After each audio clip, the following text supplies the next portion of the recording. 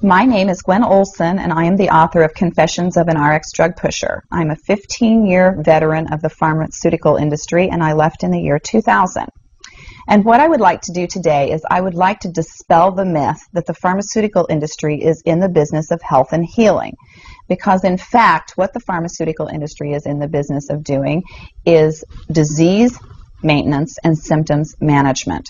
They are not in the business to cure cancer, to cure Alzheimer's, to cure heart disease, because if they were, they would be in the business of putting themselves out of business, and that in fact doesn't make sense. I don't want people thinking that I am a conspiracy theorist, because in fact there is no theory behind what I'm telling you. It's all provable.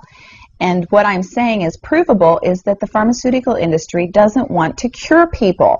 You need to understand, specifically when we're talking about psychiatric drugs in particular, that these are drugs that encourage people to remain customers of the pharmaceutical industry. In fact, you will be told if you're given a drug such as an anxiolytic or an antidepressant or an antipsychotic drug that you may be on the drug for the rest of your life. And very frequently people find that they are on the drugs for a very long period of time, if not permanently, because they're almost impossible to get off of. Some of them can have very serious withdrawal symptoms, and most of them can have extremely serious withdrawal symptoms if they're stopped cold turkey, but some people even experience withdrawal symptoms when they try to titrate or they try to eliminate the drug little by little, day after day.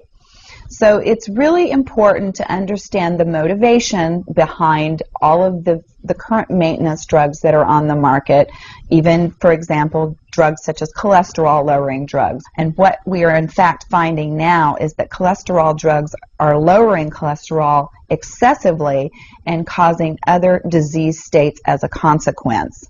So you need to be careful about trying to take drugs in order to remain healthy, because you're never going to have anyone come to you and tell you that the drugs are always tried against a placebo in clinical trials. What a placebo is a sugar pill. And in fact, many drugs are not found to be much more efficacious than the sugar pill. And in a case in point actually is the recent clinical trials that were released in the meta-analysis that came out of the UK on antidepressants, on the newer SSRI, selective serotonin reuptake inhibitor antidepressants. And what was found was the information that activists and other researchers have known for decades, was that antidepressants are no more effective than placebo, no more effective than sugar pills. But yet there are over 44 million people that have been taking these antidepressants, and a large number of them people that have mild to moderate depressive episodes. In fact, they prove that the antidepressants were not effective in anyone with the exception of some of the most severely depressed patients. And I can tell you from personal experience that there are a number of things that depressed patients can do to improve their mental status aside from drugs that are quite effective, and in fact more effective than placebo. Another recent study that was released showed that exercise was in fact more effective than either placebo or the antidepressant drug that they were compared to.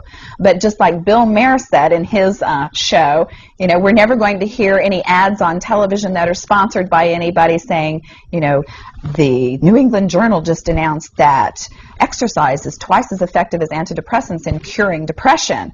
Ask your doctor if getting your butt off the couch is right for you. You know, you're never going to get that kind of good information, fair, balanced information, as long as pharma is funding the major TV stations, the advertising that supports those television stations, the major journals, and all of the advertising that supports the major journals.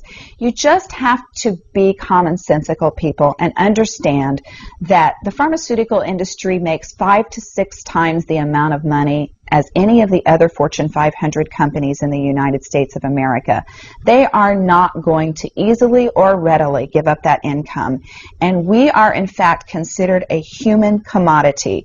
Our loved ones, our children, our elderly are considered cash cows that are preyed upon by pharmaceutical reps such as myself, who are encouraged to go in and build market shares without thinking about the consequences to patients, without knowing the misinformation that they are distributing, without being aware that the clinical data has been contrived, or that the patient populations have been cherry-picked, or that the side effects have been minimized and reported in such a manner that it doesn't present the information correctly.